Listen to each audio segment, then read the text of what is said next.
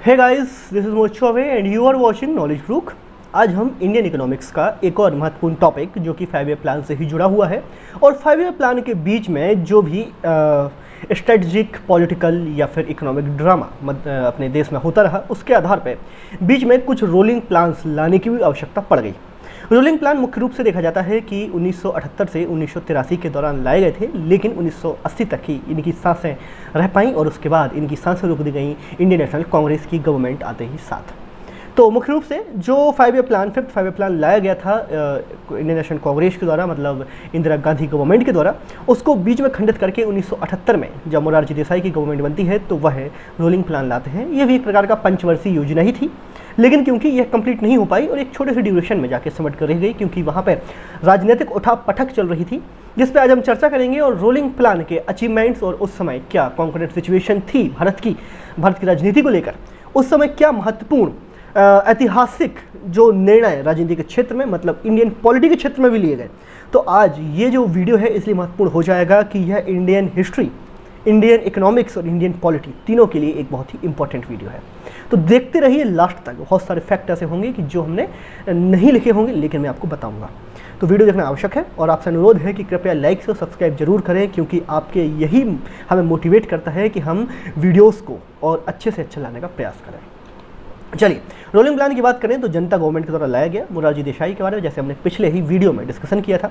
1978 से 83 तक इसके टोटल इसका समयकाल था, लेकिन 83 तक देखने को नहीं मिलेगा। उसके पहले ही गवर्नमेंट गिर जाएगी और फिर से एक पंचवर्षीय योजना, जो 6वीं पंचवर्षीय योजना के रूप में भारत को मिलेगी।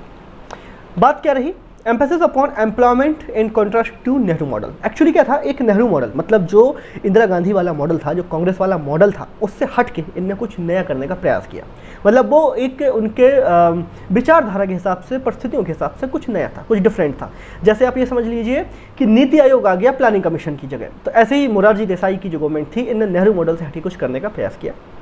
फिर which goals to criticise for concentration of power. इनका मुख्य उद्देश्य था कि जो पावर कंसंट्रेशन हो रहा है, जैसे जो अभी यहाँ पे जो आपातकाल लगेगा, उसमें जो पावर कंसंट्रेशन हुआ कि सिर्फ किचन कैबिनेट के दम पे, मतलब होता क्या था आमतौर पे, जो उस समय गवर्नमेंट बन रही थी, तो नेपोटिज्म आप पॉलिटिक्स में बहुत देखते हैं। नेपोटिज्म पॉलिटिक्स हो, बॉलीवुड हो, हर जगह देखने को मिल जाता है, भाई भतीजा बात जिसको हम जानते हैं। तो वहाँ पे लगभग किचन कैबिनेट टाइप की बनी हुई थी कि इंदिरा गांधी और उनके कुछ खास लोग, तो जिस प्रकार उनने उस समय आपातकाल लगाया है, उन परिस्थितियों को देखते हुए अगर हम आगे बढ़ें तो इन्होंने जो पावर सेंट्रलिज्म था या कंसंट्रेशन ऑफ पावर था इन फ्यू हैंड्स, कुछ हाथों में जो पावर का कंसंट्रेशन था, उससे दूर आने का प्रयास किया। भारत को थोड़ा सा ज़्यादा डेमोक्रेटिक, एक्चुअली भारत डेमोक्रेटिक था, लेकिन किचन कैबिनेट जैसी परिस्थितियाँ जो क्रिएट हुई थी। किचन कैबिनेट का मतलब होता है कि आपके आसपास के या आपके खास लोग जो आपकी हमेशा हाँ में हाँ और ना में ना मिलाने को तैयार हों, ऐसे लोगों के बीच में बैठ कर राजनीति करना किचन कैबिनेट कहलाता है। तो बहुत सारे प्रकार की कैबिनेट है या गवर्नमेंट बनती है। तो कभी हम जब एक पॉलिटी के ऊपर आगे लेक्चर्स बनाएंगे तो आपको हम टाइप्स ऑफ गवर्नमेंट भी पढ़ाएंगे।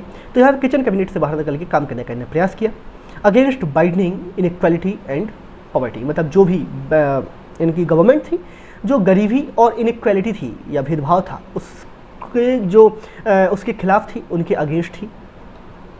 Government lasted for only 2 years, बहुत ज़्यादा नहीं चली। 1978 में आती है, 79-80 तक चलती है। 80 में जाके ये जो इनका रोलिंग प्लान था ये ध्वस्त हो जाता है। Congress government return to power in 1980s and launch different plan. बिल्कुल तुरंत इनने जैसे ये लाए तो वैसे 6वें प्लान के रूप में थे, लेकिन बाद में उसको रोलिंग प्लान बोला जाने लगा।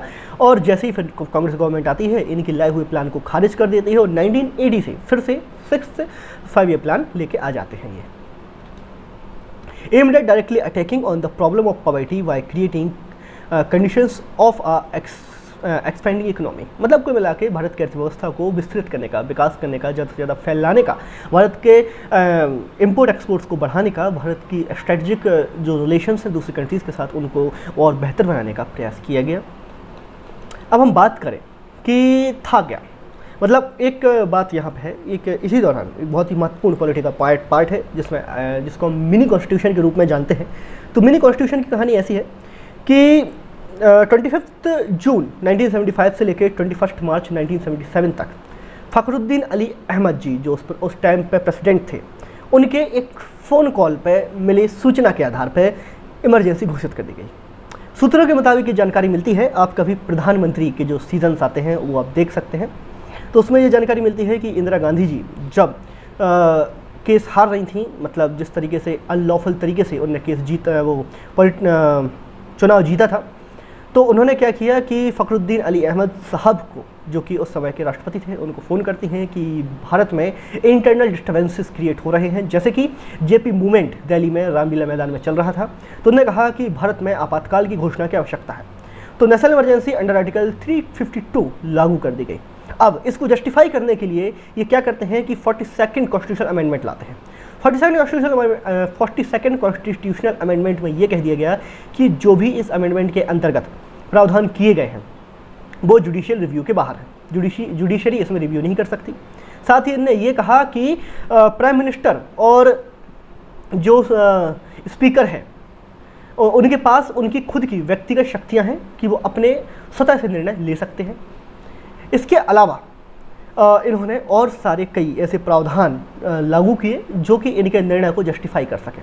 इसके अलावा कुछ अच्छे प्रावधान भी थे, जैसे इन 51A में कुछ जो ड्यूटीज़ हैं वो जोड़ी। इसके अलावा इन सोशलिस्ट, सेकुलर और रिपब्लिक वर्ड्स, जैसे कुछ जो इंडियन प्रियम्बल है उसमें कुछ अच्छे वर्ड्स जोड़े, SIS। तो आगे हम बात करें तो ये जो था मतलब इनका 42nd कॉन्स्टिट्यूशनल अमेंडमेंट, तो इसमें बहुत सारे प्रावधान, जो बहुत सारे चेंजेस हैं वो किए गए, और इन्हीं चेंजेस को देखते हुए इसको मिनी कॉन्स्टिट्यूशन की संज्ञा भी दे दी जाती है। लेकिन बहुत सारे डेमोक्रेसी के बियॉन्ड इन्हें चेंजेस कर दिए। तो जैसे ही यहाँ पे 1978 में जनता गवर्नमेंट का शासन आता है, तो वो 44th कॉन्स्टिट्यूशनल अमेंडमेंट लाते हैं और जितने भी यहाँ के अनडिज़ायरेबल चेंज हैं जिनको यहाँ नहीं होना चाहिए था उनको रिवर्ट कर देते हैं। और 44th कॉन्स्टिट्यूशनल अमेंडमेंट है ये 1978 में आता है, और इन्होंने इसमें कहा कि रिस्टोर कर दिया कॉन्स्टिट्यूशन। इन्होंने जो चुनाव जीता ही था, मतलब जो उपचुनाव हुए थे इस दौरान 1977 में, इन्होंने इसी आधार पे ये चुनाव जीता था जनता दल ने कि जितने भी 47 कॉन्स्टिट्यूशन अमेंडमेंट में जो पॉलिटिकल सिचुएशन थी या जो कॉन्स्टिट्यूशन सिचुएशन थी उसको हम रिवर्ट कर देंगे, और 1976 के पहले की जो स्थितियाँ थी, 1975 के पहले की जो स्थितियाँ थी, हम उसमें भारत को ले आएंगे। तो ये जीतते हैं। और जो इनने बाकी परिवर्तन किए, इन सबसे पहले तो आर्म्ड रिवेलियन वर्ड को यूज़ किया इंटरनल डिफरेंसेस की जगह, इंटरनल डिस्टर्बेंसेस की जगह। आगे हम देखेंगे तो इनने जो आर्म्ड रिवेलियन वर्ड है वो सब्स्टिट्यूट कर दिया इंटरनल डिस्टर्बेंसेस की जगह, कि जब भी आपातकाल की घोषणा करी जाएगी तो आर्म्ड रिवेलियन के आधार पर करी जाएगी, ना कि इंटरनल डिस्टर्बेंसेस के आधार पर। इसके अलावा आर्टिकल 352 में इनने president shall declare emergency only in the written advice, मतलब उस समय जो नसरुद्दीन अहमद जी हैं, फ़खरुद्दीन अली अहमद जी, उन्होंने क्या किया था कि सिर्फ एक फ़ोन कॉल पे परमिशन दे दी थी। तो इन्होंने कहा कि जब कैबिनेट के द्वारा एक लिखित सूचना जाएगी, एक लिखित ड्राफ्ट जाएगा, तो उसके आधार पर ही इमरजेंसी डिक्लेयर होगी। आगे इन्होंने कहा कि जब भी कोई इमरजेंसी डिक्लेयर होगी तो हर 6 महीने में उसका रिव्यू होगा, और पार्लियामेंट के दोनों हाउसेस से वो पास होना चाहिए वो प्रोक्लेमेशन जिसमें इमरजेंसी के बारे में जानकारी दी गई हो। इन्होंने कहा कि प्रेसिडेंट जब भी चाहे एक प्रोक्लेमेशन के थ्रू जो इमरजेंसी है उसको विड्रॉ कर सकते हैं या उसको हटा सकते हैं। इस प्रकार से इन्होंने थोड़ा सा इमरजेंसी के जो प्रोविजंस हैं उसको डाइल्यूट किया, और इस प्रकार से बनाया कि कोई भी पॉलिटिकल पार्टी उसका फ़ायदा ना उठा सके। तो ये था 44th and 42nd constitutional amendment का महत्व, जो कि रोलिंग प्लान के अंतर्गत आया था, इसलिए हम इसको रोलिंग प्लान के साथ पढ़ रहे हैं। तो इसलिए यह आज का वीडियो काफ़ी महत्वपूर्ण था। Thank you so much for watching, and please do like and subscribe if you want to watch more such videos.